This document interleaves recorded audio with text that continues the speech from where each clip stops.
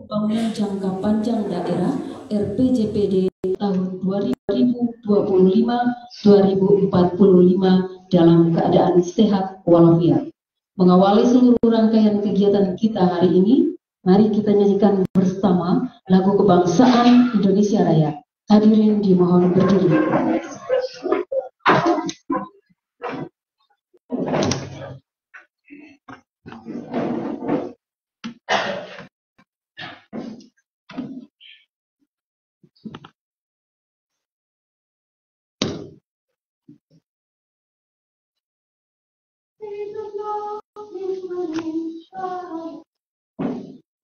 Indonesia tanah air, tanah tumpah darah,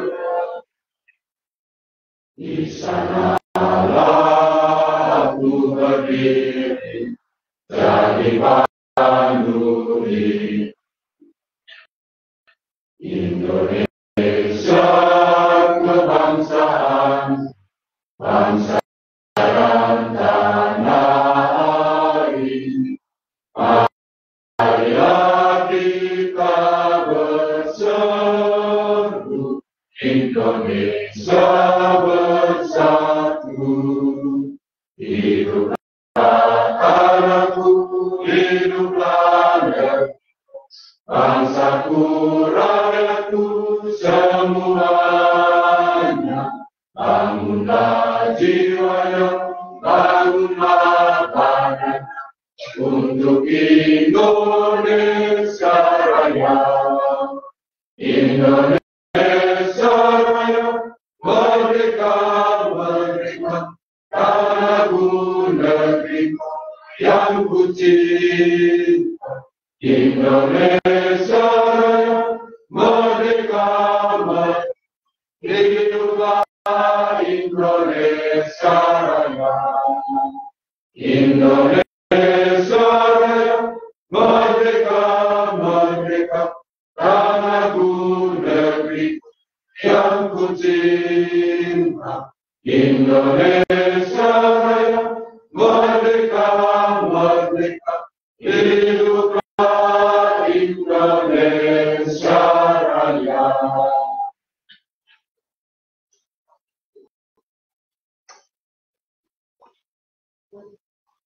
Mari kita nyatakan segala rasa kita kepada Tuhan di dalam doa.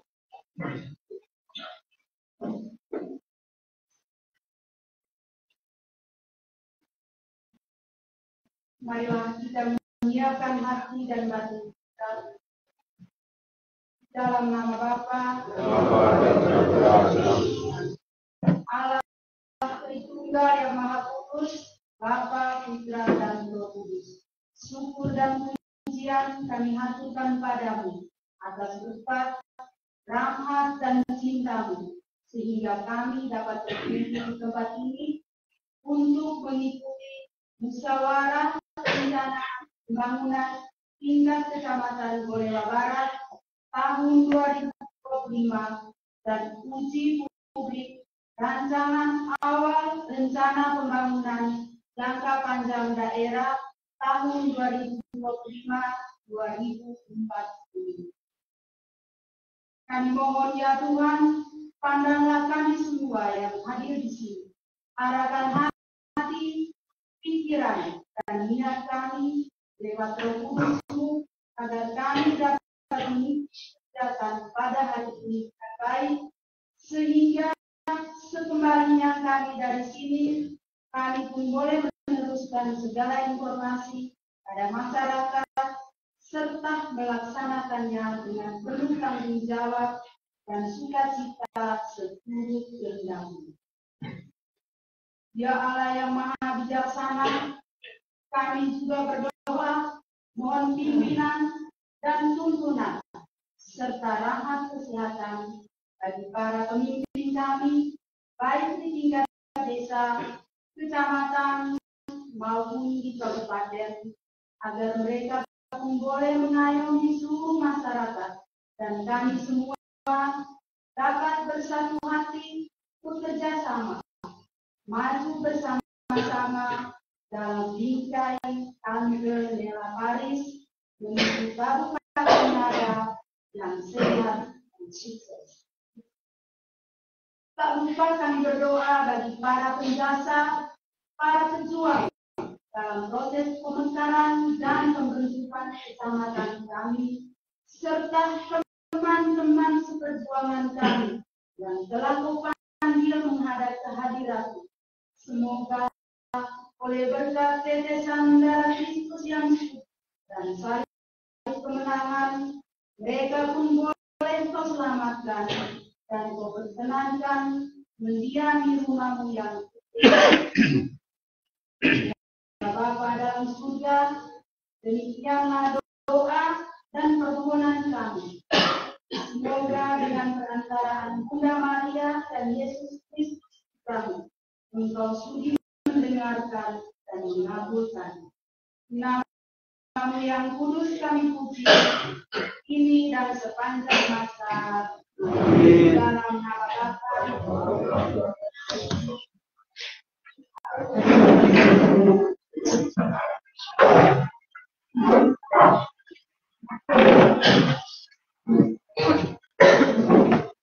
Hadirin yang saya hormati, selanjutnya kita dengarkan bersama sapaan dan profil kecamatan yang disampaikan oleh Camat Lewat.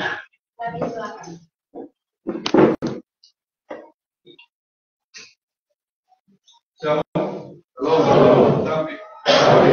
Assalamualaikum warahmatullahi wabarakatuh. Waalaikumsalam.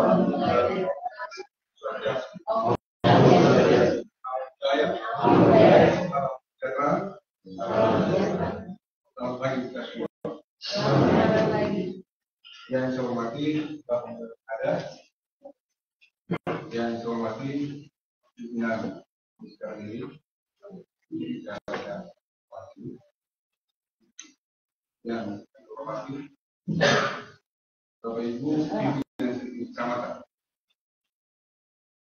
para kepala desa, para ketua DPD, para kepala sekolah, dan juga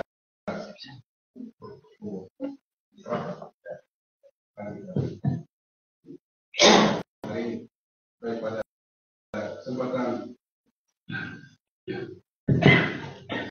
yang beramat ini, izinkan kami untuk menyampaikan gambaran secara umum berkaitan dengan agenda pelaksanaan kegiatan dan aspek penyelenggaraan pemerintahan, kemudian pembangunan dan juga masyarakatan di Kecamatan Golewa Barat.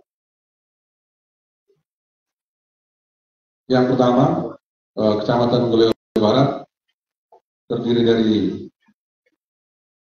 1 kelurahan dan 12 desa.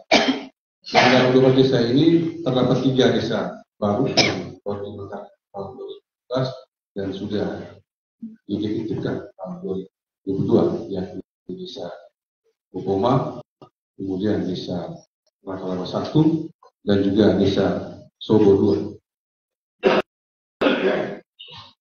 Jumlah penduduk untuk Kecamatan Golewa Barat itu berjumlah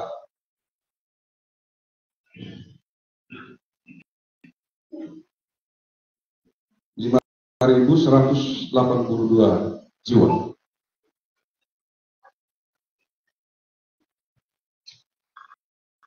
Sesuai dengan arah pembangunan Kabupaten Ngada dalam bingkai rantai nilai Paris, tani, ternak, nelayan dan juga pariwisata untuk memenuhi tukar, tuku dan juga ikan.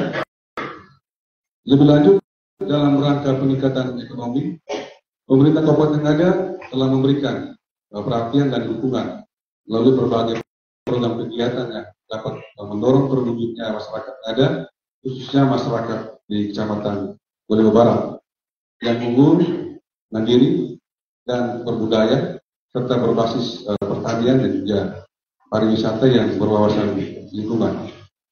Nah, untuk mengembangkan potensi-potensi tersebut secara bertahap sejak tahun 2021 sampai dengan tahun 2023, pemerintah Kabupaten Ngada telah memberikan perhatian dan dukungan yang luar biasa diantaranya melalui berbagai program dan kegiatan. Penguatan infrastruktur wilayah untuk mengurangi kesenjangan serta meningkatkan pelayanan dasar melalui beberapa program kegiatan fisik dan juga untuk pemberdayaan masyarakat. Pada tahun 2023 terdapat beberapa kegiatan fisik yang telah dilaksanakan, antara lain peningkatan ruas jalan Rakalaba, Pajamala, kemudian peningkatan ruas jalan Bopoma menuju SD Bopoma, kemudian pembukaan jalan di desa Sobo 2 dan juga beberapa jalan pertanian. Dan yang berikutnya berkaitan dengan penyediaan sarana air bersih. Jadi untuk Kecamatan Golewa Barat tahun anggaran 2003 telah dibangun sarana air bersih dua desa, yakni desa Sobo dan juga desa Turkisa. Memang untuk kedua desa ini, puji Tuhan, terkait dengan masalah air bersih sudah tidak final. Karena untuk dua desa ini selama ini untuk memenuhi kebutuhan air bersih itu lebih banyak menggunakan air tinggi dan juga menggunakan air hujan. Selain dari berbagai program kegiatan pemberdayaan melalui peningkatan kapasitas pada masyarakat berupa pelatihan kepada kelompok usaha kopi, bambu dan juga kelompok-kelompok tani, diharapkan dapat memberikan dampak positif bagi peningkatan usaha kecil dan menengah masyarakat.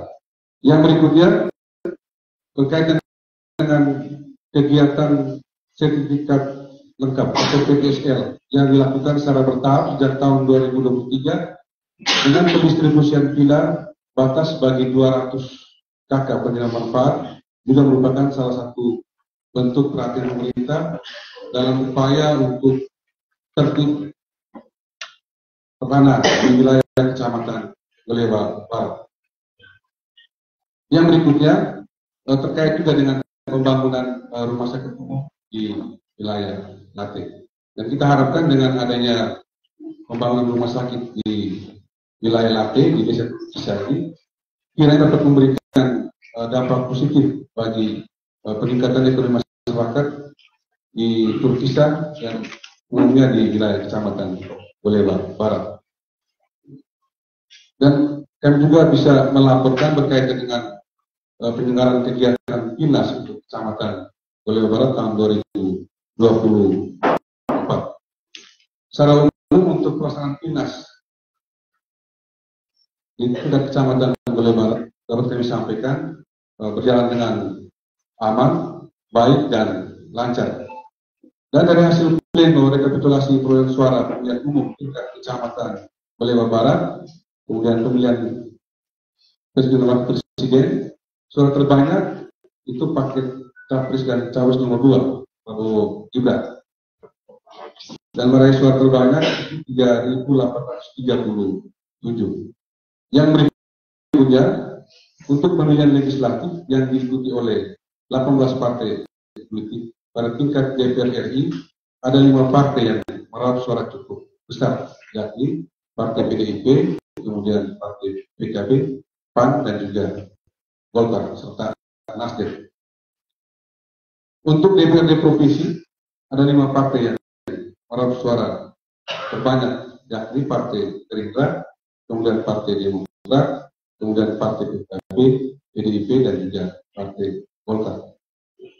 Kemudian untuk pemilihan DPRD 2 terdapat 5 partai yang meraup suara besar, yakni yang pertama Partai Golkar, kemudian Partai Perindo, kemudian Partai Demokrat, Partai Nasdem dan juga Gerindra.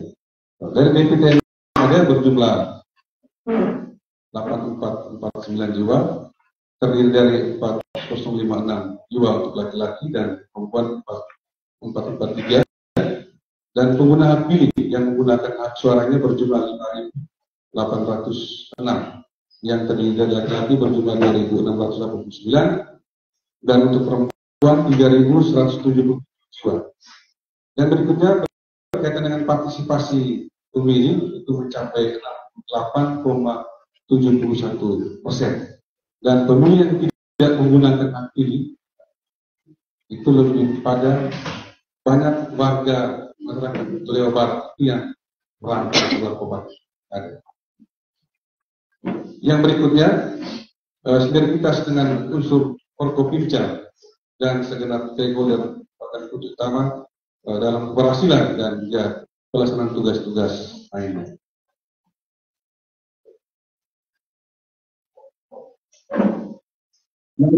Kemudian berkaitan dengan isu-isu dan juga masalah pelayanan yang dihadapi dalam wilayah Kecamatan Toledo Barat pada tahun 2023 sampai dengan saat ini tidak bisa dilepaskan dengan permasalahan dan isu pembangunan kabupaten adat.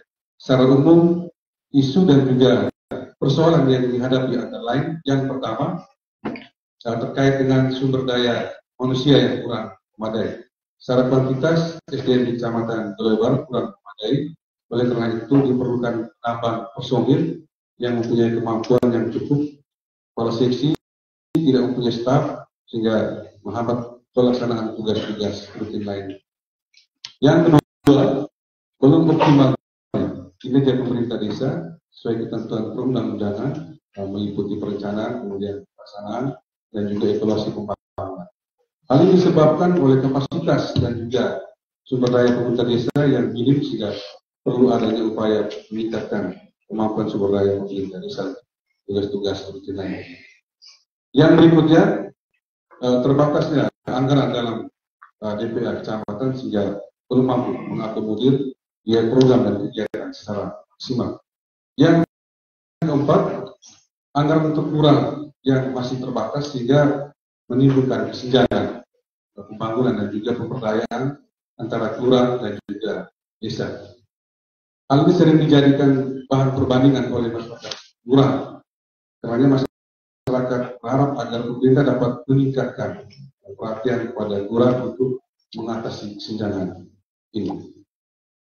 Yang berikutnya, untuk Kecamatan Toledo Barat alih fungsi lahan kopi yang selama ini sudah dialihkan untuk menjadi lahan multikultural. Ini menjadi masalah yang cukup serius untuk kami di Kecamatan Toledo Barat.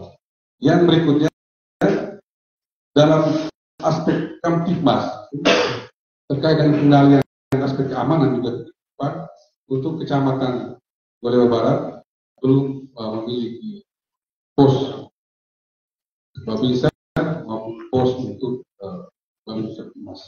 Diharapkan forum ini bisa diperjuangkan, bisa untuk di Kecamatan Toledo Barat bisa dihadirkan pos polisi maupun pos babinsa TNI. Yang berikutnya, pemerintah Kecamatan Toledo Barat selalu berupaya untuk lebih responsif, kemudian kreatif dan inovatif dalam mengakomodir kebutuhan masyarakat dalam menghadapi perubahan-perubahan baik di tingkat lokal maupun tingkat regional.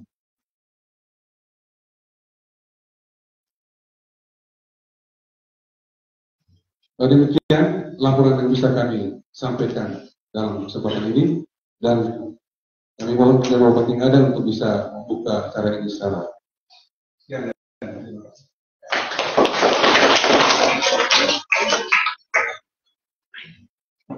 Hadirin yang kami hormati, selanjutnya mari kita dengarkan bersama arahan yang terhormat Bupati Ngada sekaligus membuka kegiatan ini dengan resmi.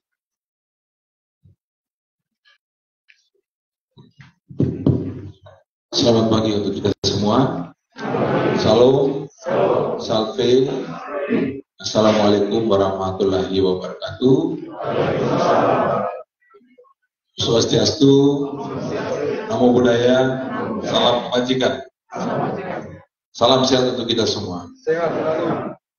Yang saya hormati pimpinan perangkat daerah hadir pada hari ini, kepala badan, kadis, juga para sekretaris, kepala bidang dari dinas-dinas terkait. Yang saya hormati Camat Toledo Barat sama jajaran di kecamatan, Sekcam, Ibu Sekcam ya, Sekcam sekarang Ibu ya, Sudah berapa lama Ibu? Berdua. Yang saya hormati Bapak Ibu Kepala Desa, penjabat Kepala Desa, ada 13 desa, lurah. Lurah masih dirangkap ya? Lurah sudah ganti, yang Bopomai masih rangkap ya? Rangkap Kapit ya? Ya rangkap lagi ya, segera diisi Bopomai. Camat usulkan ya? Usulkan Bopomai supaya dia fokus di Kabit olahraga. Kita ada momen besar nanti ini, yang ada masuk Liga 3 nasional, SN, nanti saya suruh fokus nanti Liga 3. Tidak rangkap. Yang saya hormati para ketua BPD, anggota, juga sini saya lihat hadir para tokoh masyarakat, tokoh perempuan, tokoh muda, juga saya lihat ini ada adik-adik mahasiswa dari Politeknik Kupang ya, yang saat ini sedang magang ya, magang di Jawa Barat. Yang saya hormati ya, perwakilan dari kelompok tani ada pada kesempatan ini. Singkatnya, Bapak Ibu sekalian, hadirin peserta musyawarah perencanaan pembangunan sekecamatan Jawa Barat, saya hormati, saya cintai, saya banggakan. Pertama-tama saya mengajak kita selalu bersyukur pada Tuhan, karena kita sungguh berbahagia walaupun di belahan Indonesia yang lain bencana alam di mana-mana, banjir, tanah longsor, kita di sini masih bisa berjalan dengan aman, walaupun di wilayah utara dan selatan beberapa wilayah itu kita masih kekeringan panjang, dan tentunya ini akan berdampak juga pada hasil panen kita ya. Tetapi kita bersyukur karena kita boleh melaksanakan semua aktivitas ini dengan baik.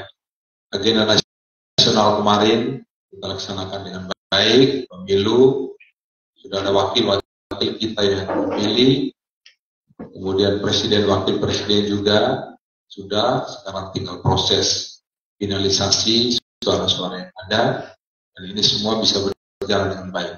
Karena itu, tentunya itu tidak semata-mata terjadi, tetapi juga ada penyertaan Tuhan dalam semua penyelenggaraan kegiatan.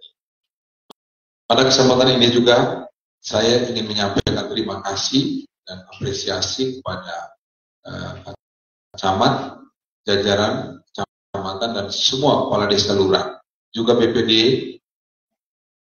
anggota BPD, tokoh masyarakat, tokoh perempuan, yang pada tahun 2023 kemarin boleh bersama-sama pemerintah membangun daerah ini, membangun kecamatan ini. Karena keikutsertaan Bapak Ibu sekalian, ya, kebersamaan kita telah memberikan kontribusi yang sangat berarti terhadap pembangunan di Kabupaten Ngada, khususnya Jawa Barat yang kita cintai. Dan hari ini kita duduk bersama di sini untuk kembali menyamakan persepsi kita. Kita duduk untuk kembali mengusulkan, merencanakan dan mengusulkan kegiatan-kegiatan, program kegiatan yang akan dilaksanakan pada tahun 2025 maupun jangka panjangnya nanti itu 2025-2045. Nah, sebagaimana kita ketahui bersama bahwa skema perencanaan itu ada beberapa cara. Yang pertama adalah bagaimana dengan cara partisipatif. Partisipatif itu artinya perencanaan itu muncul dari masyarakat, muncul dari semua kita yang ada. Oh, Jawa Barat ini kita lihat seperti apa. Saya lebih fokus lagi di saya punya desa, saya punya kelurahan. Ya, apa yang kita mau usulkan ini? Nah, tentunya kita harus punya data. Ya. Kita harus mengidentifikasi potensi-potensi yang ada, permasalahan-permasalahan yang ada. Nah, inilah yang akan kita masukkan dalam perencanaan. Sehingga perencanaan itu kalau dilaksanakan akan menjawab persoalan-persoalan. Ini sebetulnya substansi dari kegiatan kita pada hari ini. Dan sekali lagi, perencanaan itu paling penting ya. Tetapi yang paling penting lagi adalah sebelum merencanakan itu kita harus tahu apa potensi kita. Ya. Potensi kita ini apa? Di desa saya ini apa potensinya? Di kecamatan ini apa potensinya? Nah, dari potensi itu kita coba identifikasi apa permasalahan. Nah, saat kami butuh apa yang paling mendasar, yang paling bisa menjawab masalah. Nah, itu sebetulnya. Nah, oleh karena itu muncullah perencanaan itu partisipatif. Jadi setiap orang punya hak untuk mengusulkan apa yang akan dibangun di kecamatan ini. Nah, kemudian ada juga perencanaan yang dari atas, dari kabupaten, dari pusat. Nah, kita ketahui bersama, kabupaten saat ini kita sedang menggalakkan yang kita sering dengar dengan tagline kita, Tante Nela Paris ini sebetulnya dokumen kita, tagline kita yang semua program itu sudah dijabarkan ke dalam RPJMD Kabupaten Ngada tahun 2021-2026. Itu kita sudah jabarkan itu. Tante Nela Paris, kita ingin apa? Kita ingin supaya meningkatkan tuzamula besi benih. Untuk apa? Untuk 3T, tuka, tuku, dan tingkat. Itu program. Nah, dalam kita menyusun program tagline kita Tante Nela Paris juga, tidak sekedar kita susun perencanaan itu, tapi kita mengacu dari pusat, ya, berkaitan dengan ketahanan pangan, kemandirian pangan, kedaulatan pangan. Kita susun itu. Nah, itulah yang dinamakan perencanaan dari atas, ya, yang dari atas yang sering kita dengar apa namanya top. Nah, kemudian ada juga yang dari bawah ya, diusulkan dari bawah, dari desa ini, ya masing-masing desa ada direncanakan. Kita mau usul apa ini ya? Nah, ini semua kita padukan jadi satu, muncul satu produk, yaitu bagaimana usul kita ke kabupaten.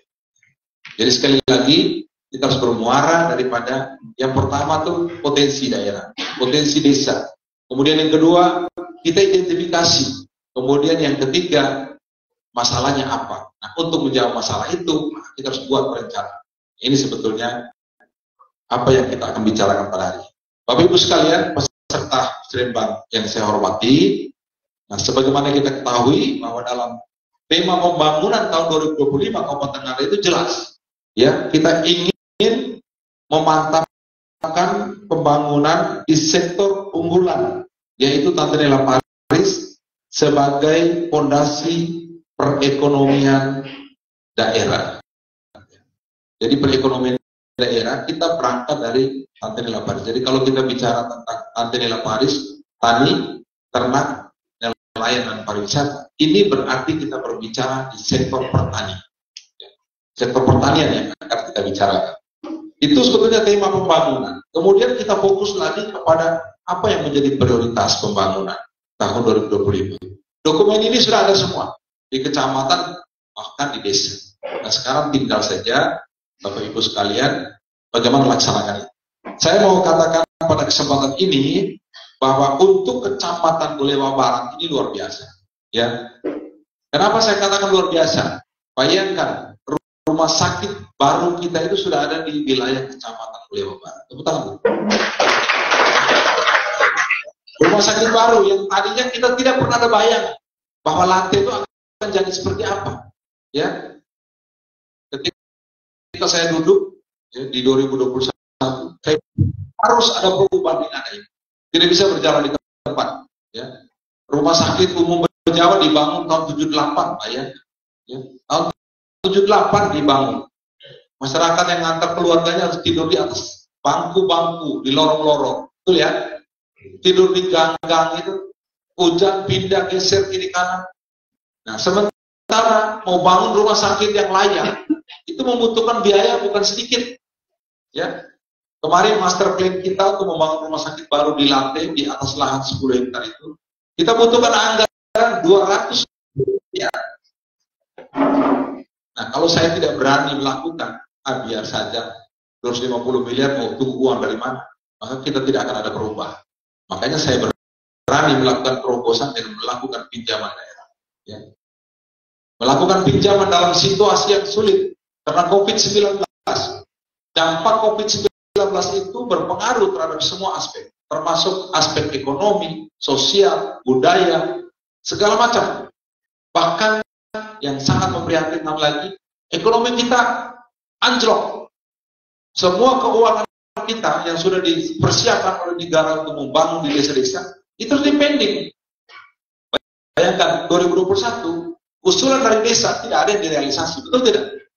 2022 tidak direalisasi. Kenapa? Karena uangnya kita untuk pembiayaan menyelamatkan nyawa manusia COVID-19. Nah, dalam situasi yang kosong ini, sebagai pemimpin yang dipilih oleh rakyat, harus bisa melakukan terobosan, harus berani melakukan inovasi-inovasi. Ya. Di tengah kesulitan, harus bisa melakukan. Nah, salah satunya saya melakukan pinjaman daerah. Ya. Pinjaman daerah yang diajukan 100 miliar dengan persetujuan DPR 100 miliar, ternyata setelah dikirim ke Menteri Keuangan, ngada hanya mampu pengembalian itu hanya bisa 80-an miliar, dengan total pengembalian kita sekitar 40 miliar setiap tahun. Ngada, kau tidak bisa 100, kau hanya mampu sekian. Oke, kita terima. Dan dari 84 miliar itulah saya mengalokasikan 25 miliar untuk mulai membangun rumah sakit umum Bejawa yang 250 miliar itu tahap pertama. Mulai membangun tahap pertama. Tetapi apa yang terjadi?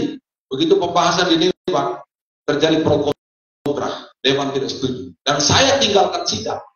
Keluar, terus bahas. Pemerintah keluar. DPR tidak setuju untuk 25 miliar. Terus lanjut sidang. Saya tinggalkan sidang. Saya ingat betul tahun 2021. Saya katakan saya datang ke sini untuk buat perubahan. Saya tidak mau saya kayak kerbau dicocok hidup. Ya. Dan itu saya lakukan. Supaya Bapak Ibu tahu semua. Ini saya mau cerita tentang ada. Kalau kita tidak berani melakukan, ada tetap berjalan di tempat. Dan itu saya lakukan. Saya tinggalkan sidang jam 10 malam. Ya. Tinggal. Saya ingin supaya 25 miliar itu harus dialokasikan. Untuk mulai membangun rumah sakit tahap pertama. Untuk apa? Pancingan kepada pemerintah pusat, pancingan kepada Menteri Kesehatan, agar tahun-tahun berikutnya itu kita bisa mendapat bantuan dari pemerintah. Itu sebetulnya tujuan yang saya lakukan. Dan akhirnya besok disetujui oleh Dewan. Oke, kita lanjut sidang. Saya bilang ya lanjut sidang kecuali 25 miliar harus disetujui. Kalau tidak, tetap saya tidak akan lanjutkan sidang. Biar kita pakai perkada, tidak ada perda tentang APBD.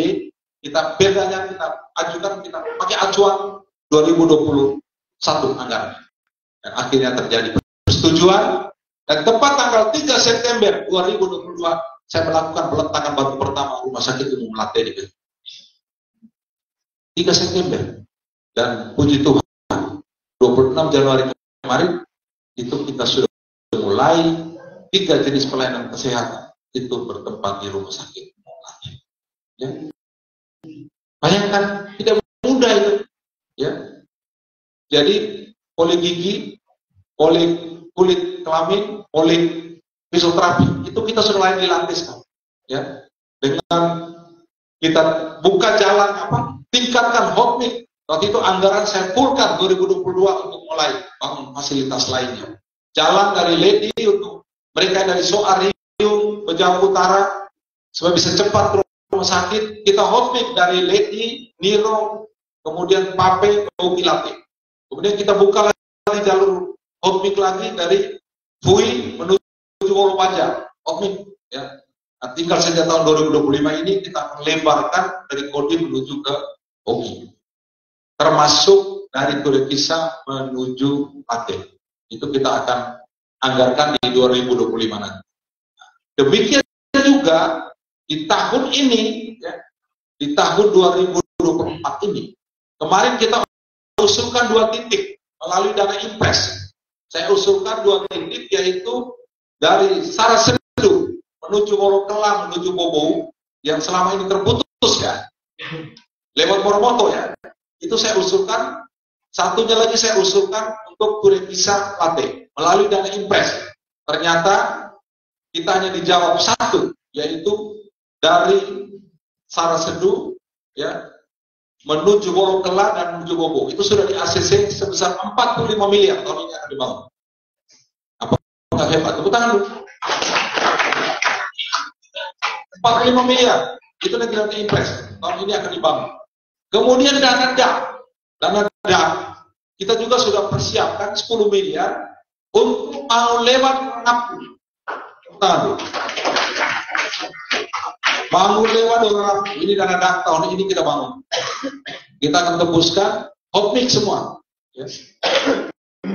Nah ini kerja-kerja bukan gampang. Ya.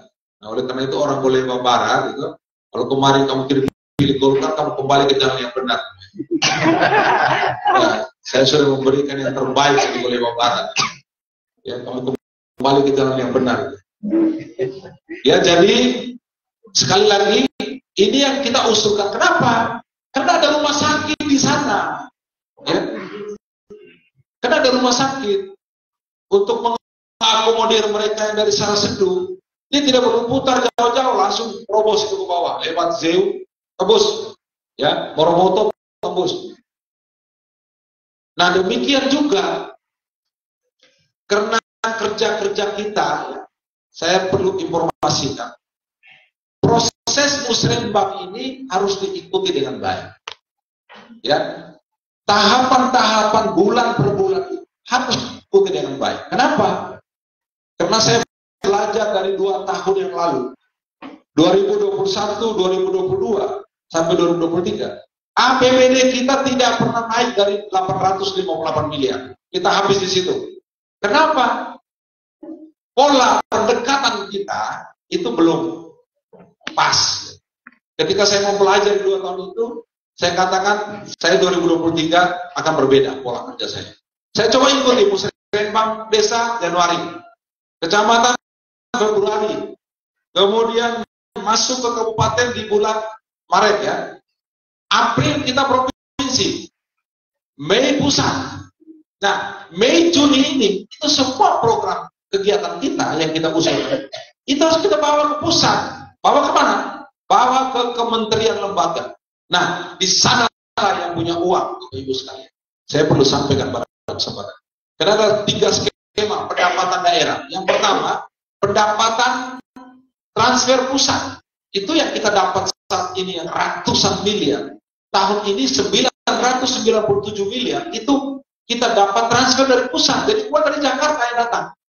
Kemampuan kita itu hanya 57 miliar kalau saya misalnya. Untuk pendapatan asli daerah itu hanya 57 miliar. Sedangkan pendapatan lain-lain itu sekitar 6 miliar. Jadi hampir 90 sekian persen APBD Kabupaten Ngada itu berasal dari transfer dari pusat. Nah, oleh karena itu kewajiban tugas saya. Kenapa saya harus ikut di musrenbang? Supaya pada bulan Mei, Juni itu saya harus berangkat Jakarta. Untuk apa? Ini, Ngada mau buat ini. Ya. Datang ke Menteri Kesehatan, Pak Menteri, Ngada di tahun 2024 itu akan ada pembangunan rumah sakit. Kami sudah bangun dengan 25 miliar. Itu pun dari pinjaman Pak Menteri. Itu saya paparan di Pak Menteri Kesehatan tanggal 23 Juli 2022. Saya ingat betul. Kalau bukan 23, tanggal 13 Juli. Itu saya paparan di Menteri Kesehatan tentang rumah sakit lama. Saya jelaskan, Pak Menteri, kami bangun rumah sakit dalam keterbatasan keuangan daerah. Kami pinjam. Bayangkan. Kami pinjam, kami bangun 25 miliar. Akhirnya apa Pak Menteri bilang, Dirjen, tolong perhatikan Ngada ini. Karena mereka berani berbuat sektor kesehatan dari keterbatasan keuangan. Dan itu dijawab. Ya, dijawab dan sektor saya jelaskan. Kami butuh rumah sakit baru di Riung. Kenapa? Karena jarak tempuh dari Riung, dari Sambinasi menuju Jalan 3 jam, Pak Menteri. Sudah banyak kasus pasien yang dirujuk meninggal di jalan. Sudah banyak kasus ibu hamil meninggal di jalan, melahirkan di jalan. Itu banyak. Kenapa terlalu jauh? Kami butuh tambahan rumah sakit. Kemudian kami ada peningkatan status dari pustu ke puskesmas. Itu ada 5. Kami butuh itu supaya pelayanan kesehatan baik. Kenapa saya jelaskan? Visi pembangunan Kabupaten Ngada itu ingin mewujudkan masyarakat Ngada yang unggul, mandiri dan berbudaya, berbasis pertanian dan pariwisata. Bagaimana mau unggul kalau kesehatannya tidak baik, Menteri? Nah, oleh karena itu kami butuh fasilitas kesehatan. Bagaimana kesehatan mau baik kalau rumah sakit berjauh mau duduk? Ya, Pak Bupati berhenti dulu. Coba buka Google Map rumah sakit umum berjauh. Itu dilaksanakan di kementerian. Pak Menteri buka, stafnya buka, lihat. Aduh, memprihatinkan. Sudah nggak mungkin lagi. Kiri kanan ini sudah pemukiman semua. Parkir pun susah. Itu saya papar di depan Menteri Kesehatan, Bapak Ibu sekalian. Dan itu terjawab. Setelah saya tahu bahwa oh ternyata bulan Juni-Juli itu kita harus ke Jakarta. Tidak boleh tinggal diam. Hanya kirim saja dokumen ke sana. Ini program ada, ini kami mau bangun ini, kami butuh uang sekian ratus miliar. Jakarta itu urus itu bukan hanya Kabupaten Ngada atau NTT saja. 514 kabupaten kota di Indonesia. Tambah 38 provinsi, tambah menteri, kementerian lembaga. Nggak ada, mungkin tidak ada nama. Nah, satu-satunya jalan kita datang. Dan saya datang dengan badan-badan.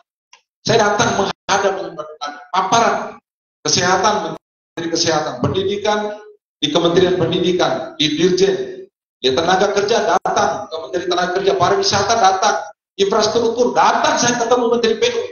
Menteri PU saya ketemu, ya.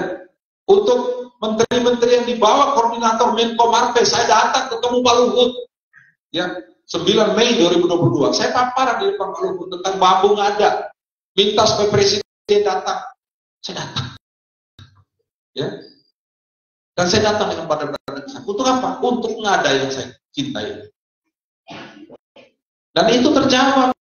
2021 sampai 2023 APBD kita tidak lebih dari 800 miliar. 2024 ini terjawab Bapak Ibu sekalian. Berapa? 1 triliun 57 miliar. Itu karena kerja.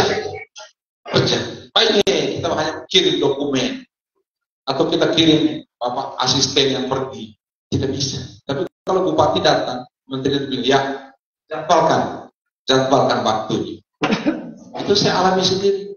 Ketika saya mau ketemu Pak Menko Marves, Pak Luhut, itu surat kami kirim itu per 23 Maret 2022. Saya baru dijawab tanggal 9 Mei 2022. Ya, Bupati Ngada silakan tanggal 9 Mei 2022 jam 10 sampai jam 11. Bayangkan. Itu tidak mudah. Dan itulah saya datang ke sana, saya laporkan tentang potensi bambu ada pada saat itu, dan akhirnya apa? Luar biasa. Pada saat itu beliau mengatakan oke, nanti kita akan laporkan ke Pak Presiden. Karena tanggal 10 Mei itu Pak Presiden akan ke Amerika bersama-sama dengan Pak Luhut. Saya akan sampaikan. Bulan dari itu saya bukan langsung pergi, saya menghadap Pak Gubernur. Ya, Pak Gubernur, tolong kami sudah sampaikan. Semoga Pak Presiden bisa mampir dari ND mampir ke Ngada pada bulan Juni. Jadi itu ada mekanisme. Dan saya lakukan itu. Itu 25 miliar. Dan itu terjawab dari 1 triliun 57 miliar itu antara lain apa? Tahun 2023 kita dibantu 10 miliar. Itu untuk penambahan bangun rumah sakit lagi. 2024 ini tambah lagi 20 miliar untuk bangun rumah sakit lagi. Tambah rumah sakit baru di Riau 65 miliar. Tambah puskesmas 5, 20 miliar. Itu tidak datang tiba-tiba. Kita harus datang ke sana dan bicara. Inilah yang ada. Dan kita khususnya Bolewa Barat harus berbangga. Karena dampak dari rumah sakit itu nanti besar sekali. Ya. Nanti akan besar. Bagaimana dampak nanti kita buka jalan dari Sarasedu menuju itu, kita belah yang Moromoto itu ya. Kemudian dampak nanti kita buka jalan dari Mangulewa menuju Dorarapu. Daerah-daerah di bawah ini saya ingat betul. Kalau ada di sini mungkin yang ikut pada saat saya buka pertama Mangulewa Dorarapu ya, ada yang ikut di sini. Yang saya tanam beringin di bawah. Ada ya? Waktu itu kan saya tantang. Zaman saya ini saya holding tanah ini. Tetapi tolong tanah ini kiri kanan harus dijadikan lahan yang produktif. Jangan kosong. Waktu saya bicara di depan masyarakat Mangulewa, saya ingat ya. Masyarakat Mangulewa waktu itu. Jadi tolong ya, Nah, ini terjawab tahun ini. Kita akan hotmi ke bawah. Nah, kemudian berkaitan dengan apalagi yang 84 miliar. 25 miliar kita kasih untuk rumah sakit baru, sekarang sudah terwujud. Kita beli traktor 50 unit, 16 miliar 700, roda 4, yang sekarang berada di kecamatan-kecamatan. Ya. Itu traktor untuk apa? Untuk lahan-lahan pertanian ini supaya mulai. Jangan lagi ada yang tertidur. Jangan lagi ada yang terlantar.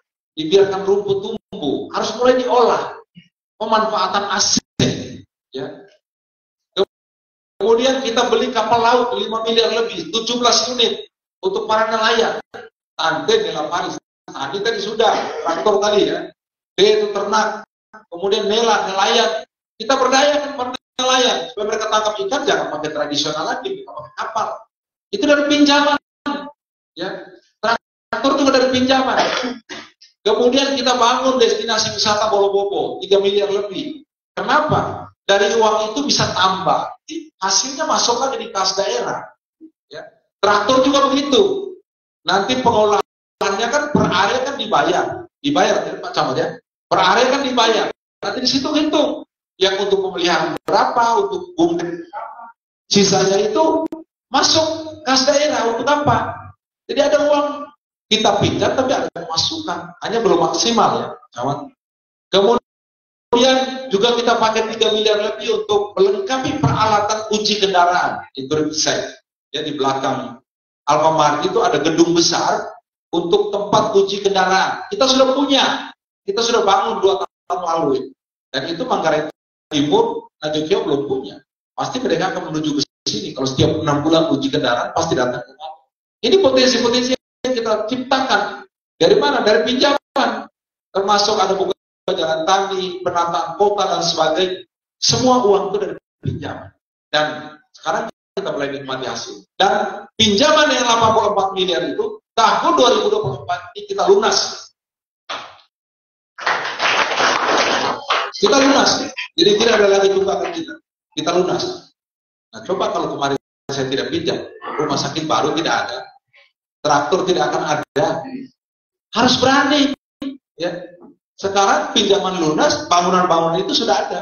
Tinggal pemerintah pusat bantu dan bantu. Demikian juga sekarang kalau kita lihat situasi di Kulit Kisah itu begitu ramai ada Alfamart. Itu sebetulnya saya memanfaatkan pola pemanfaatan aset yang selama ini aset kita dibiarkan ditumbuhin rumput ikan sapi saja di pinggir jalan. Itu tanah pemerintah, ya. Yang selama ini ikan sapi. Saya bilang tidak. Tanah-tanah pemerintah yang berada di jalan utama harus dimanfaatkan, harus mendapatkan uang.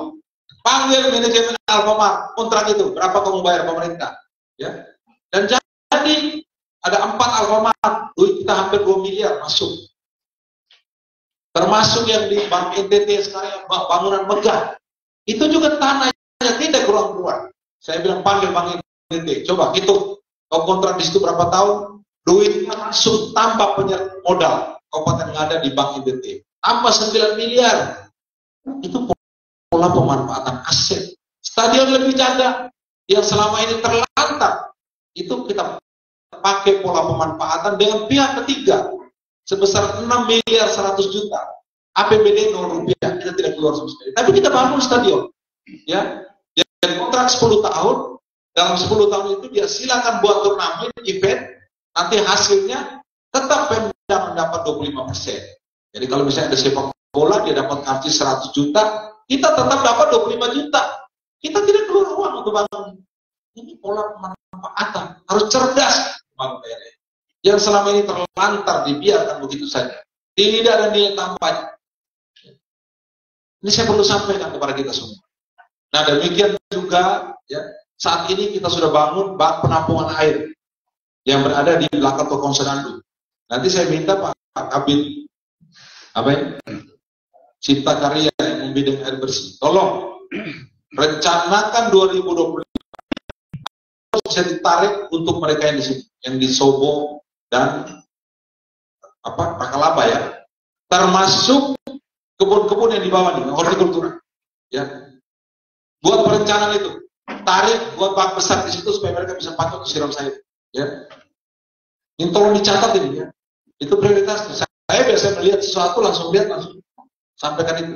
Nah mereka rata-rata sewa air itu, tangki ya. Padahal itu daerah potensi untuk holding, hanya kesulitan air. Betul ya? Nah, jadi tolong direncanakan supaya itu ada satu jaringan khusus di sampai ke sini, satu pipa ke sana, bikin bahannya di mana supaya bisa digunakan untuk para petani yang hortikultur. Kalau direncanakan, itu jangan lupa itu 2025 kita ada ruang anggaran yang cukup karena tahun ini uang kita habis untuk pilkada 38 miliar, kemudian kita bayar utang 42 miliar. Jadi di tahun 2025 kita ada ruang sekitar 80 miliar, kita bisa main di situ ya. Kalau direncanakan, rencanakan itu sehingga nanti bisa menjawab kebutuhan yang ada. Nah itu mungkin beberapa informasi. Jadi dana pinjaman itu kita manfaatkan semua. Dan tahun ini kita sudah selesai. Dan saya juga berpikir, desa juga harus berpikir seperti itu. Desa juga harus berpikir bagaimana caranya mendapatkan PAD desa. Bisa. Tidak ada yang tidak bisa. Buat kebun desa di 1 hektar, ya. Kemudian mulai ciptakan. Tidak ada yang tidak bisa. Kita ini dimanjakan dengan dana desa, ya. Padahal kita dituntut dana desa ini sudah ada ini. Sudah otomatis setiap tahun itu dapatlah 800, 900 juta, 1 miliar dan sebagainya. Sekarang bagaimana mendapatkan sesuatu yang belum ada? Ya. Contoh tadi saya datang ke sana kalian, ya. Kita dapat tambahan. Nah, kalau saya sudah ke Jakarta mencari bagaimana mendapat transfer daerah yang lebih besar, para kepala desa semua terus jauh-jauh. Bagaimana caranya kalian bekerja supaya PAD kita bisa naik? Itu saja, kita bagi tugas. Misalnya pajaknya, supaya jangan ada yang tunggal. Kalian punya tugas itu. Saya urusan pusat, supaya transfer daerah besar. Nah kalau transfer kita besar, apa PAD kita besar, saya yakin kerja apa yang ada yang tidak masalah. Karena sumbernya semua itu uang. Kekuatan kita di fiskal. Kalau uang kita cukup, pasti kita bisa lakukan. Jadi ini mungkin beberapa hal yang saya ingin mengajak, memotivasi para kepala desa. Jangan kita bekerja standar, ya. Bekerja jangan standar gitu. Lakukan inovasi sebanyak mungkin. Ajak untuk berkolaborasi dengan siapa saja, dengan lembaga mana saja yang bisa memberikan nilai positif, lakukan. Ya. Jangan sampai kita menyerah pada kamu. Di sini banyak ya lembaga-lembaga yang bisa kita gandeng, ya. Apalagi pariwisata ya. Kemarin saya naik ke mana? Olorea. Ya. Tidak bisa hanya begitu saja, tetapi dibuat bagaimana caranya supaya menarik. Karena desa ada, ya. Ciptakan itu supaya suatu saat kalau Kementerian Desa itu misalnya, Kementerian sudah ada duit lagi, tapi desa udah bisa hidup, desa udah mandiri. Nah itu yang kita harapkan. Nah sama saya di kabupaten juga, bagaimana menggenjot pendapatan asli itu naik terus, memanfaatkan bagaimana mendaya gunakan semua potensi yang ada supaya bisa meningkatkan PAD. Itu dalam rangka ketika bantuan pusat transfer itu berkurang yang disebabkan karena keuangan negara berkurang, kita sudah bisa mandiri. Dan itu jangka panjang harus kita pikirkan. Kita sudah bisa mandiri. Jadi tidak lagi ada ketergantungan model saat ini. Nah, kemudian yang terakhir dari saya minta para kepala desa untuk memanfaatkan dana desa itu dengan baik. Ya, dana desa itu manfaatkan dengan baik. Saat ini kita pasti akan dihadapkan dengan persoalan panas, hujan yang tidak menentu, ya, berkaitan dengan gagal panen dan sebagainya. Ini tolong diperhitungkan dengan baik. Alokasikan dana itu, ya, cadangan untuk apa? Pangan. Kemarin saya sudah arahkan untuk cadangan untuk pembelanjaan bibit buah-buahan, ya. Sudah laksanakan ya, para kepala desa sudah ya. Nah, kalau Jawa Barat ini mungkin lebih fokus di apa? Avokat ya. Betul ya? Avokat ya? Saya ingin supaya 5 tahun ke depan itu ada ini menjadi penghasil buah. Ya, bayangkan kalau seluruh desa 3 kecamatan ini, Kecamatan Bejawa, Kecamatan Golewa, dan Golewa Barat, hantam buah, bisa avokat semua. Kita pasti akan menjadi daerah penghasil avokat. Ya. Kemudian daerah pesisir, daerah Nirmala, Laja saat itu, durian semua. Pasti suatu saat kita penghasil durian. Kemudian mangga semua, atau buah apa saja yang sebagaimana saya arahkan kemarin, maka 5-10 tahun ke depan kita menjadi daerah yang betul-betul daerah penghasil. Dan itu ekonomi akan tumbuh, ekonomi akan berkembang. Nah ini saya minta supaya dialokasikan dengan baik. Kemudian harus ada pemerataan dan keadilan ya, dalam mendistribusikan bantuan. Saya tidak mau dengar nanti ada keluarga yang tidak mendapat bantuan. Ya. Sementara ada keluarga-keluarga lain yang dapat double bantuan. Yang tidak boleh terjadi ini. Semua harus dapat bantuan. Apakah itu bantuan langsung beras dan sebagainya, saya minta semua harus dapat. Ingat, ya tante Nela Paris untuk tukar, tuku, dan tukar itu jangan sampai terjadi kelaparan. Harus terisi. Nah, terisi ini bisa melalui peningkatan tujuan bulan, juga bisa skema bantuan-bantuan itu. Jadi tolong, ini menjadi catatan penting, sehingga nanti tidak ada lagi masyarakat desa, aduh Bapak, saya tidak pernah dapat bantuan, ya di sana dapat bantuan dobel-dobel. Saya tidak mau dengar itu. Saya minta para kepala desa, pejabat desa, lurah harus laksanakan ini dengan baik. Dan terakhir, ya, untuk perencanaan kita punya, ya, saya minta jangan terlalu banyak diusulkan. Sekali lagi, usul ribuan, uangnya tidak ada, untuk apa? Usul cukup beberapa, tetapi itu yang menjadi prioritas. Sekali lagi, itu menjadi prioritas di desa ini. Silakan diusulkan. Usul banyak-banyak tidak dijawab untuk apa? Kemudian yang terakhir dari saya, saat ini kita sudah ada mall pelayanan. Tolong disebarkan informasi ini kepada masyarakat. Kalau selama ini kita mau urus surat izin usaha, urus kartu keluarga, urus KTP, urus BPJS, urus air bersih, segala macam kita harus jalan dari kantor ke kantor. Sekarang di Ngada tidak lagi. Datang ke mall pelayanan yang berada di antara BRI dan Bank NTT. Itu sudah ada 21 jenis pelayanan yang terpusat di dalam satu kantor. Jadi Bapak tidak pusing-pusing lagi. Termasuk pengurusan paspor yang selama ini kalau mau keluar negeri, keluarga kita harus urus di Maumere, di Labuan Bajo. Sekarang sudah ada di mall pelayanan. Ya, kemarin saya punya rombongan mau berangkat ke Dili kemarin, tidak lagi pergi di Maumere, urus 2 hari, biayanya 350.000 langsung jadi gitu jauh. Jadi sudah ada peningkatan pelayanan. Saya ingin kita dekatkan pelayanan kepada masyarakat. Jadi urus KTP tidak lagi di catatan sipil di belakang Polres, tidak. Semua sudah di sana.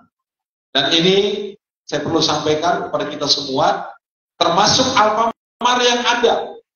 Sekarang kita sedang melakukan upaya kerjasama agar Alfamart juga bisa menjual produk-produk lokal, misalnya tepung, jahe, kopi, kemudian sayur-sayuran. Sekarang kita sedang menggodok kerjasama. Kenapa saya perbanyak Alfamart? Yang pertama memudahkan pelayanan. Pak Mama tidak antri di toko langganan, betul ya? Yang kedua modern sedikit, gaya sedikit, itu baik. Paling ke toko langganan tere, kisah para berarti itu baik. Sekarang kaya mama yang dikerancang, bawa ambil sendiri, betul toh? Oh, dan kota lagi. Ya. Yang berikut itu tadi, saya ingin ke depan itu sudah ada produk lokal yang bisa dijual di itu sebetulnya yang ingin kita capai. Ya, jadi banyak keuntungan yang kita dapat. Yang pertama kita dapat pemanfaatan aset, duit masuk PAD. Yang kedua memudahkan pelayanan. Yang ketiga kita bisa pasarkan produk-produk kita. Jadi ini hal-hal yang perlu saya sampaikan pada kesempatan ini. Saya tidak mau dengar lagi nanti misalnya ada dari desa ini, oh dia mau urus KTP dia aja lah. Masih bingung-bingung, berarti informasi ini tidak sampai. Kalau disampaikan, kita sudah ada 21 jenis pelayanan. Dan khusus mall pelayanan ini, tanggal 21 November 2023, itu saya Bupati Ngada dipanggil ke Jakarta untuk mengikuti launching mall pelayanan secara nasional. Dan itu hanya 12 kabupaten di Indonesia yang dipanggil, termasuk Ngada. Ya. Termasuk Kabupaten Ngada. Dan saat ini, kita Ngada sudah menjadi tempat untuk studi banding kabupaten lain. Untuk apa? Ada 2 hal. Yang pertama mall pelayanan, yang kedua pola pemanfaatan aset. Itu sudah banyak yang datang belajar di sini. Dari Kabupaten Kupang datang, Sika datang, Ende datang, Dan itu penegasan Bapak Gubernur sendiri pada saat peresmian kantor Bank NTT. Ngada yang kita jadikan untuk tempat studi banding, khusus untuk mall pelayanan dan pola pemanfaatan aset. Ini kita harus bangga, ya. Kita harus bangga. Nah, oleh karena itu sampaikan informasi ini kepada masyarakat supaya mereka jangan bingung lagi. Ayo mah kami urus ke TPPT, ya. Atau ada yang tersesat di belakang Polres sana, padahal sudah satu tempat. Datang, tekan tombol, keluar nomor antrian, misalnya Andreas, antrian 10. Nanti dia nomor antrian 10 menuju loket A. Kita sudah tahu, oh di sana urusannya. Menuju loket B. Semua sudah kayak di kota-kota besar. Kita tidak kalah. Itu yang saya ingin katakan. Jadi bekerja diam, tapi kerja punya hasil. Biasakan kita terus bicara banyak, tapi hasil yang kita tunjukkan. Bahasa saya sebutkan mungkin masih meze ngobai. Coba masih meze ngobai. Ya, pencitraan di media sosial segala macam, memfitnah orang, menjelek-jelekan orang. Ya, kita ini punya agama kok. Kita tiap hari ke gereja sembahyang untuk apa? Untuk apa kita harus menjelek-jelekan orang? Lebih baik kita kerja. Hanya untuk tujuan-tujuan tertentu. Kemudian kita harus menjelek-jelekan orang, berita-berita bohong. Itu bukan tipe orang adil. Setuju? Itu tipe-tipe orang yang tidak bertanggung jawab. Traktor kita sudah beli, para petani pakai, traktor tidak berfungsi, begini segala macam. Yang teriak tidak berfungsi justru orang yang tidak tahu pegang pacu, orang yang tidak punya kebun, yang kebunnya hanya main HP saja, betul tidak? Padahal yang merasakan ini petani, tapi petani tidak punya HP, dia tidak bisa komentar. Inilah tipe-tipe orang kita. Nah, oleh karena itu saya mengajak kita semua, mari kita bekerja cerdas. Dia kerja sesuai aturan, berjalan, dan tunjukkan hasil itu. Bukti-buktinya. Itu yang kita butuh. Kalau nggak ada ini mau cepat, nggak ada ini mau ada loncatan-loncatan yang luar biasa, kita butuh yang seperti itu. Ya, tidak usah kita berkelahi, mari kita berkolaborasi, diam, kerja, tunjukkan hasil. Itu yang kita butuhkan. Tidak orang yang banyak komentar, yang banyak bicara di media dan sebagainya. Kasihan para petani menjadi korban. Nah, oleh karena itu, saya minta kepada anak-anak kita untuk mencermati, bijak dalam mengambil keputusan berkaitan dengan penggunaan media. Harus cerdas, harus bijak. Mana yang bisa kita lakukan, mana yang tidak. Ini yang perlu saya sampaikan pada kesempatan ini. Dan atas berkat rahmat Tuhan yang Maha Kuasa, pada hari ini, hari Selasa, tanggal 5 bulan Maret tahun 2024, Musrenbang, Kecamatan Gulewa Barat, saya nyatakan dibuka dengan resmi.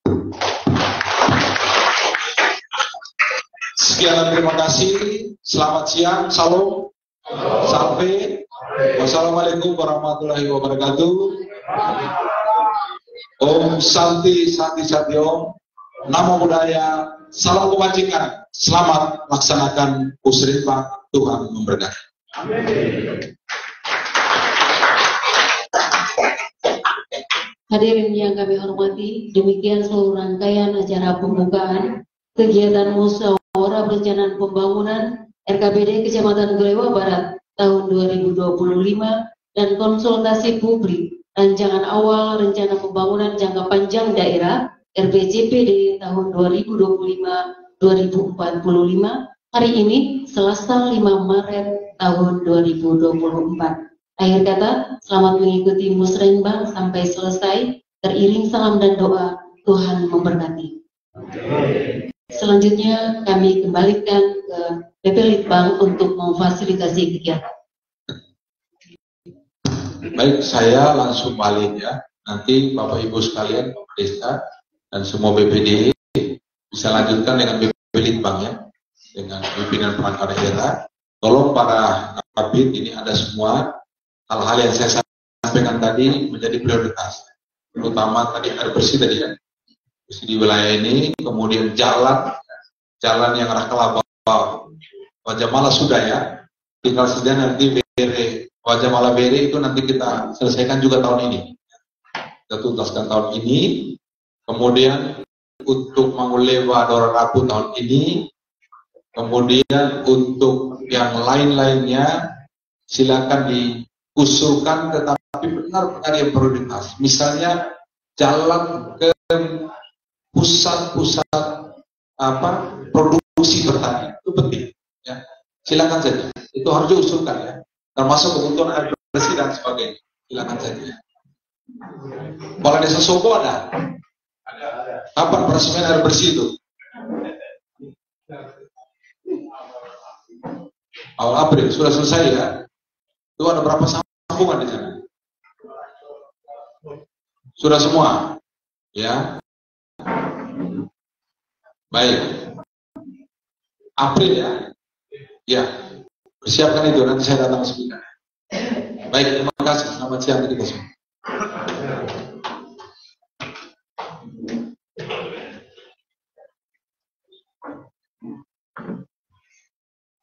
Ya, dulu.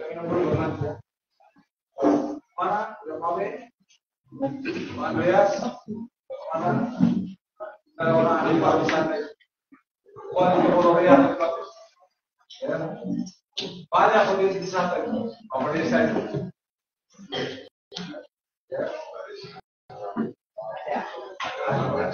Baik, Bapak Bupati dan hadirin semua yang kami hormati, kita beri minum dulu. Setelah minum, kita langsung lanjut ke penyampaian materi. Dua saja. Itu berkaitan dengan materi tentang RKPD Kabupaten Ngada tahun 2025. Kemudian materi kedua, rancangan awal RPJP Kabupaten Ngada 2025 sampai 2040. Itu gambaran acara. Kemudian yang berikut pleno hasil verifikasi perangkat daerah terkait usulan desa output musremang desa.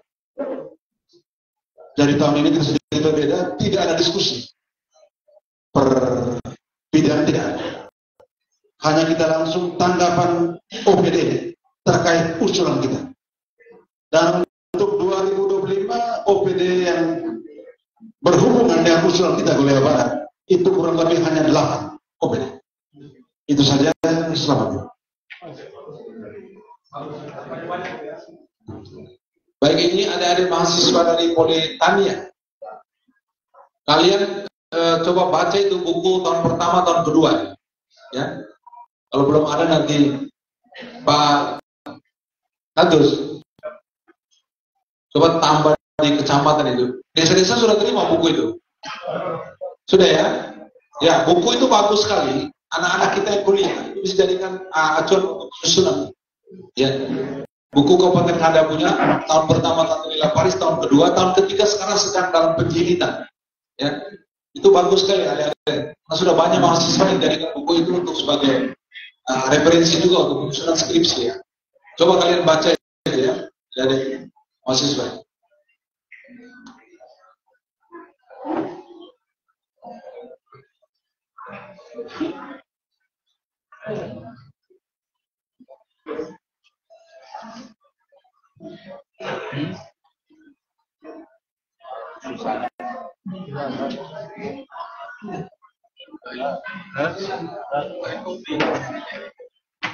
Susara sudah.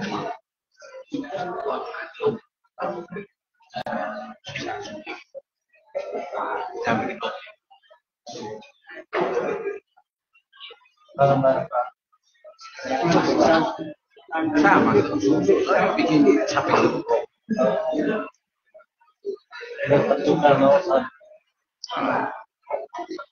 Terjawab.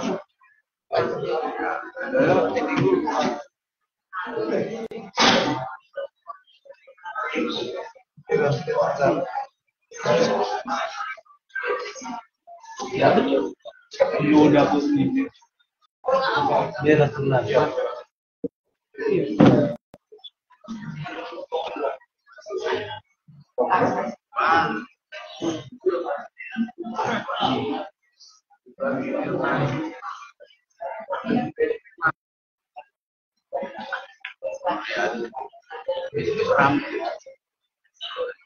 Tiba-tiba ditangkap